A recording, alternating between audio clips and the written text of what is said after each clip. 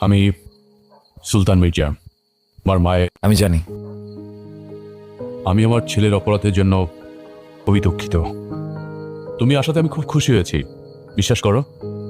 সবচেয়ে বেশি খুশি হয়েছি তোমার মায়ের প্রতি তোমার ভুল ভাঙাতে। বিশ্বাস করো অর্ক, তোমার মায়ের সাথে আমার কোনো অবৈধ সম্পর্ক ছিল না। তোমার মা ছিল আমার স্কুল সহপাঠী, আমার ছোটবেলার বন্ধু। আমরা একসাথে বড় হয়েছি। এরপর থেকে আমি বলছি, আমার বাবার পরিবার আপনাকে আর মাকে নিয়ে অনেক বাজে বাজে কথা বলে, মাকে দোষারোপ করতে থাকে এবং সেই রাগে, লজ্জায়, ঘৃণায় আমার মা আত্মহত্যা করতে যায়।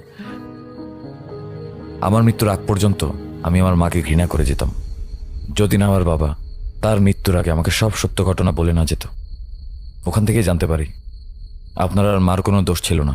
ও মাই গড, আলম তাহলে বেঁচে নেই? তোমার মা শুনলে খুব কষ্ট পাবেন। বিশ্বাস করেন, লোকটা তার কৃতকর্মের জন্য অনেক শাস্তি পেয়েছে। মৃত্যুর আগ পর্যন্ত সে আমার মাকে খুঁজেছে। এটাই নিয়তি। মানুষ আসলে বেঁচে থাকতে কিছু বুঝতে পারে না, হারানোর পর সব বুঝে।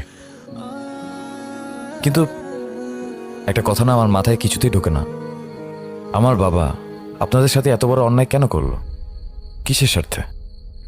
কারণ তোমার বাবার তার অফিসের এক কলিগের সাথে অ্যাফেয়ার চলছিল। সে তাকে বিয়ে করতে চেয়েছিল। তাকে বিয়ে করার জন্য সেই জঘন্য প্ল্যানটি করে। যদিও সেই মেয়েটি তোমার বাবাকে শেষ পর্যন্ত বিয়ে করেনি, জাস্ট ইউজ করেছে। ছি, এসব বাদ দাও তো, চলো আমার সাথে চলো। কোথায়? তোমার মা তোমার জন্য অপেক্ষা করছে,